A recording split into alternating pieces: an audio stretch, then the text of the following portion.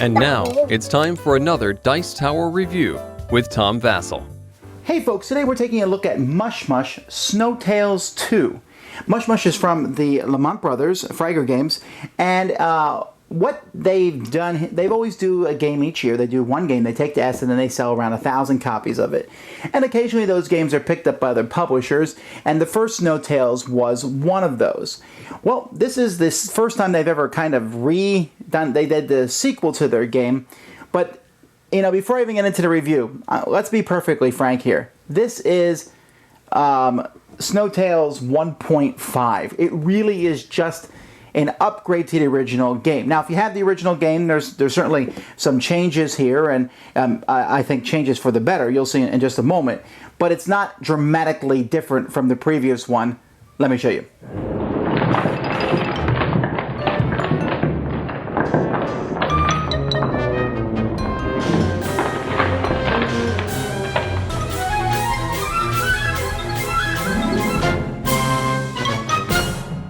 Okay, here's the board. This is one side of the board. The board's actually double-sided. And you can actually form 16 racetracks. Technically 8 racetracks, but you can reverse each racetrack if you want. So these white discs are going to be placed on the board depending on how you want to do a racetrack. So for example, this race here is going to go here, around this corner, up and around, and across the finish line there. And so I have white discs that are blocking that you don't go off the different parts of the track. You also have these trees. This is like little fur. When I opened up the box, there's little green pieces all over the place. And you can place these trees anywhere you want on the track. You're not supposed to put them next to each other. So, I mean, the more trees you have, the more difficult the track is going to be. You can also place buildings on the track. And these are really, really heavy pieces here. I'm not sure what the material is, but you're allowed to place these on the track too, as long as there's space to get around them. These buildings are, I wouldn't put all these buildings on a track, by the way. I'm just showing you right now. There's 4 different buildings, and if you stop in the 2 spaces in front or behind a building or next to a building, you will get that building's special effect.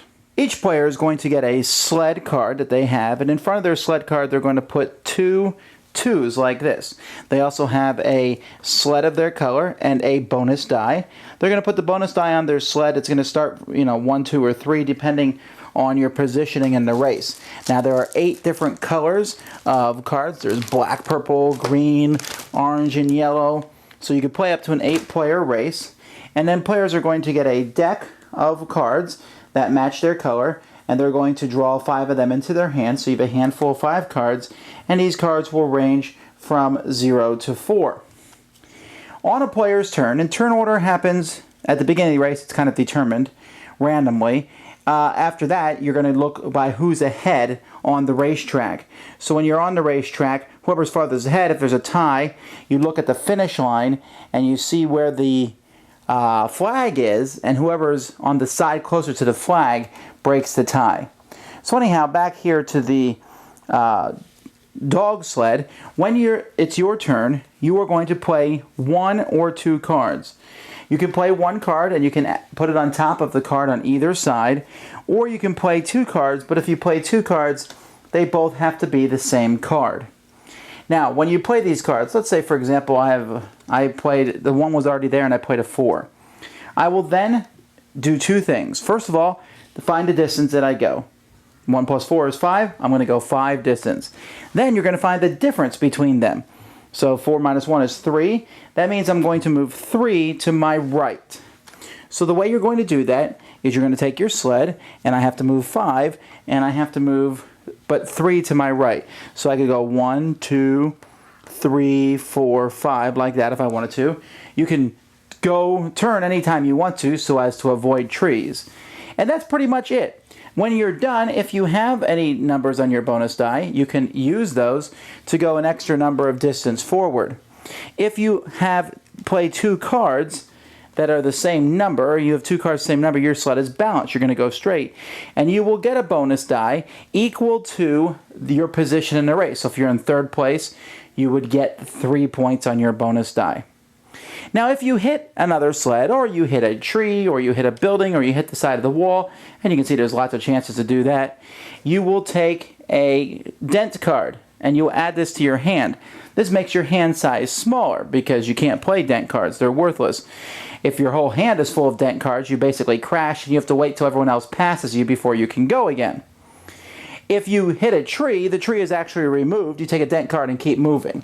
Otherwise, you'd come to a halt. So that's basically the regular game. First person to the finish line is the winner. And I mentioned that each of these buildings has special abilities. One of them allows you to get rid of dent cards. One of them allows you to take a number 5 and add that to your deck. And if you play longer games or tournaments where you play multiple times, there's actually 2 number 5s that you can add to your deck. One of them lets you get rid of your cards and draw new ones. And then the last one, let's see which ones we've used. I've mentioned here. The last one lets you increase your bonus die by 2. That would be the tower. The tower is actually not placed on the track. There's a line. If you stop in the line next to the tower, you get that bonus. So that's basically it. So you have a lot of variety in the different tracks you can build, which buildings you put out, the trees, etc. Okay, for those of you who have played Snowtails, let me quick go over some of the major differences. First of all, this is a much faster game. There's no break cards, so you get to go much faster. Secondly, there's special buildings, and there's a big track. Instead of you having to build a track with different pieces, you have a track and you just put markers down to see where it goes. Basically, the whole thing is a little bit more streamlined. Now, Mush is a fun game. I like Mush. It's a good racing game. I think some of the components are overproduced like they normally do. I could have lived with maybe smaller buildings, not so heavy buildings. They're like half the way to the box. And there would be zero necessity for me in having Snowtails and Mush in my collection if I just had one. Of course, I'd keep this one because, as I said, it's more streamlined. The game, though, does not play very well with me with 6, 7, or 8, I think. There's just too many people on the track, and if you add too many trees, yeah, you can say, oh, that adds the excitement and you're dodging things, but what that means is somebody is going to wipe out. Somebody is just going to have a terrible race. And while I'm all for, your mistakes you shall pay for in games, I don't know that it's necessary always to be, that when you're kind of out of the race and there's no chance someone gets ahead and they're winning, those sort of races become less fun. Now, because the game is so quick, most of these tracks are 20, 30 minutes long. I haven't played a whole tournament yet. I don't know that I would want to because I think it works really well. Just set up the racetrack, run the racetrack, etc. I think the component, the map looks good. The cards are easy to play. The game is simple. There's certainly a luck element. You draw the right cards at the right time. Sometimes you're forced to veer off. And the way of having the one dog run faster, which is the same thing that was in Snowtails 1, is still, I think, a very innovative mechanic and fits the theme of the game well. So, I recommend this. Know what you're getting into. You're getting into a short racing game with a high potential of crashing, especially if you really make the track hard. And some of the curves can be very difficult to get around. And sometimes you just get blindsided and you're just not going to do well in a race at all. But every time I brought it out, I've seen people enjoy it and have a lot of fun with it. So certainly one you should check out, Mush. Thanks so much for watching the Dice Tower videos. Find more great videos and reviews as well as our top-rated audio podcast at Dicetower.com. You can also find other great shows at Dicetowernetwork.com. I'm Eric Summerer, and you've been watching The Dice Tower. The Dice Tower is sponsored by Cool Stuff Inc., where you can find great games for great prices. Cool stuff in stock. Check them out at CoolStuffInc.com. Shut the door! There.